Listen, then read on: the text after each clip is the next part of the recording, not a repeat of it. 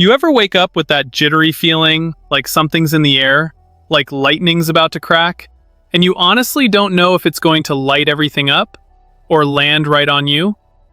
That's the mood around the Bolt fam today. 4 different signals, all pointing the same way, and none of them are whispering, "Run it back." There's a sharp football mind stepping into the building, with a reputation for making offenses look like weekly must-watch. There's a market idea being floated that sounds a little ridiculous, right up until you start doing the cap math in your head.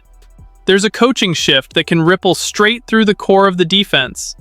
And there's a message that didn't come off like talk. It came off like a promise. This is usually how franchises turn a corner. Not with fireworks.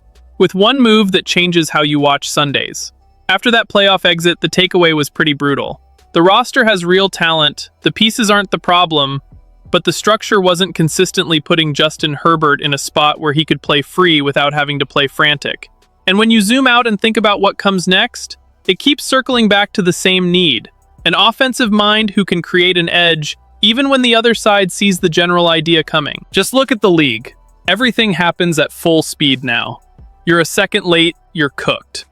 And for way too long, we've watched Herbert pull off superhero stuff just to survive stretches that shouldn't require superhero stuff.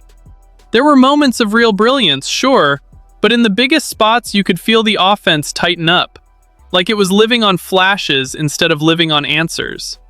That's not a shot at Herbert, that's the reality of what was around him. So the pivot is this. Mike McDaniel is in as the Chargers offensive coordinator. And if your first instinct is to go, "Oh boy, another shiny name," just hang with me. His whole thing is creating chunk plays while making defenses guess at the same time. Motion, disguise, leverage, rhythm, all of it layered together.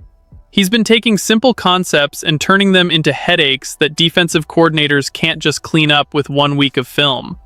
What he did in Miami showed he understands spacing and timing, and he knows how to keep a defense from sitting on your tendencies.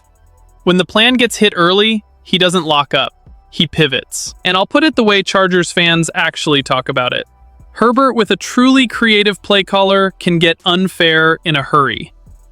Justin doesn't need gimmicks. He needs a structure that keeps him in favorable looks for 4 quarters. If McDaniel delivers on 2 things, the entire season feels steadier. Make third downs more manageable, and make the run game a real threat so play action isn't just something you show on tape. With Omarion Hampton in the backfield, you can start to see how it could look. Not hype, not fantasy, just clean football that forces defenses to pick what they're willing to give up. That's why people are already framing this like a missing piece move. The defense has a foundation. The roster has stars. What's been missing is an offense that doesn't spiral when the script breaks or the pocket gets messy.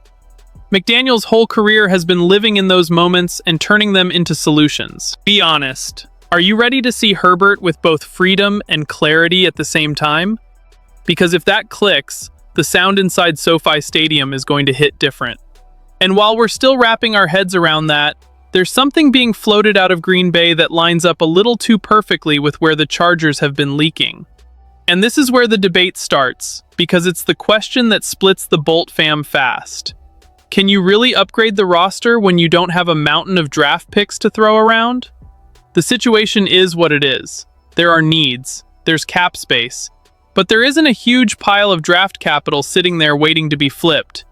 That's exactly where the creative front offices separate themselves from the ones that play it safe and hope it works out. Everyone watched the offensive line issues in 2025. Every primetime game turned into the same kind of highlight reel, and not the fun kind. Pressure straight up the middle, Herbert speeding up his internal clock, the offense losing rhythm in real time. And when it looks like that under the lights, the whole league sees it. That's why a name like Elgton Jenkins starts to feel almost tempting. A guy who's done it at guard and center, tough, smart, plug and play, and tied to a contract situation that could force Green Bay into a decision. Let me say this once. Hard contracts become opportunities when you've got cap flexibility. If the Packers want relief, Jenkins could be gettable, not because he isn't good, but because the numbers force a conversation. For the Chargers, that's not some luxury shopping trip. That's protection for the most valuable asset in the building. Picture Herbert with a cleaner interior pocket. Really picture it. In this league, a fraction of a second is everything. That's the gap between a check down and a dagger. Between third and long and a first down that breaks a defense's confidence. And it's not only offense in this conversation. The other name being floated is Rashawn Gary. Edge rusher, explosive. A fit for a defense that wants to rotate and stay fresh with 3 rusher looks. Plus, there's that Harbaugh connection back to Michigan, which, whether people want to admit it or not, matters. His production dipped when the help around him disappeared. And when you're paid like a top guy, teams start asking uncomfortable questions. Green Bay could decide the contract doesn't match the output. And if that door opens even a crack, you can see why the Chargers would at least be interested. None of this is simple, though. The Chargers don't have a treasure chest of picks. But that's also why these kinds of names show up. Because pricey players with complicated contracts don't always cost premium draft capital. The odds of something actually happening might be low. Still, low doesn't mean zero. Cap math plus need plus timing is how impossible moves suddenly become real in the NFL. So I'll ask you straight, if you get one swing, do you swing at an interior line upgrade to protect Herbert? Or do you swing at pass rush help that can tilt January games? Because while we're all arguing about it, the offseason keeps rolling. And the next twist isn't about the trade market. It's about what's happening inside the building. Because when you change coaches, you change identity. It's not just who calls plays. It's who's in a player's ear when everything starts wobbling. After that ugly playoff performance against the Patriots, it was obvious something had to be snapped and reset internally. You can't shrug that off as just a bad day and keep moving. Greg Roman is out. Mike Devlin is out. Fast. Clean. And the message is pretty clear. The standard is going up, and the same failures aren't getting tolerated. McDaniel coming in tells you the offense isn't going to live on predictable muscle anymore. But the detail a lot of people will miss is who came with him, Butch Barry. He's walking into a straightforward mission. Take a shaky group and make it functional. At minimum, reliable. It's not glamorous, but it's survival football. It's the difference between a red zone drive ending in points or ending with Herbert tossing the ball away on 3rd and long because the interior just caved again. Defensively, the move isn't as loud, but it's just as important. Jesse Minter takes the head coach job in Baltimore, and that leaves a real void, not only in scheme, but in the feel of the room. Minter wasn't just a coordinator, he was a translator. He had guys speaking the same language, reacting fast, playing connected.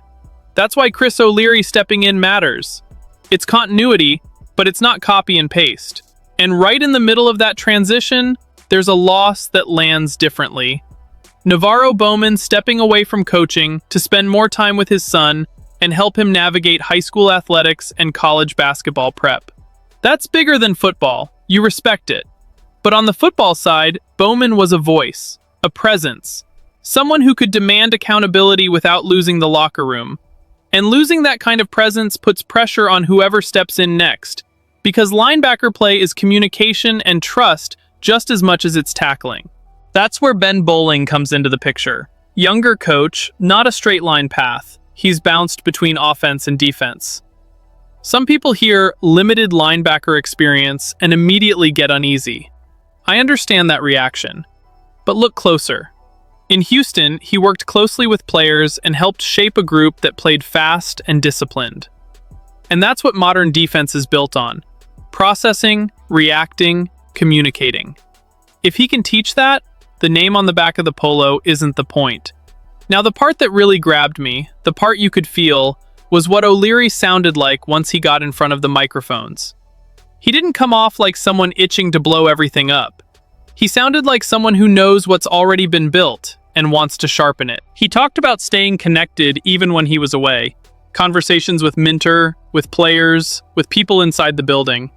When Minter took the Baltimore job, O'Leary's timeline to this role moved fast. And that matters, because it signals alignment. This isn't an outsider walking in with an ego and a brand new dictionary. This is someone who already understands the terms, the structure, the DNA. And the strongest part of his message was pretty simple. Elevate what the defense already does well. then evolve it. That's the blueprint. A lot of coordinators try to reinvent everything and end up losing their players in the process. O'Leary's angle is the opposite. Strengthen the foundation, then add layers that fit the personnel. Because when a defense is clear, it plays faster. And speed on defense is everything. When he brought up Derwin James, it didn't feel like empty praise. It wasn't coach speak.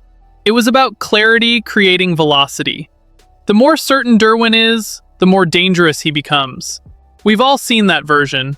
Impact at every level, forcing mistakes, flipping drives.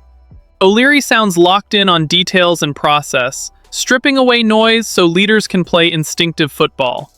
And that ties right back to what Minter built.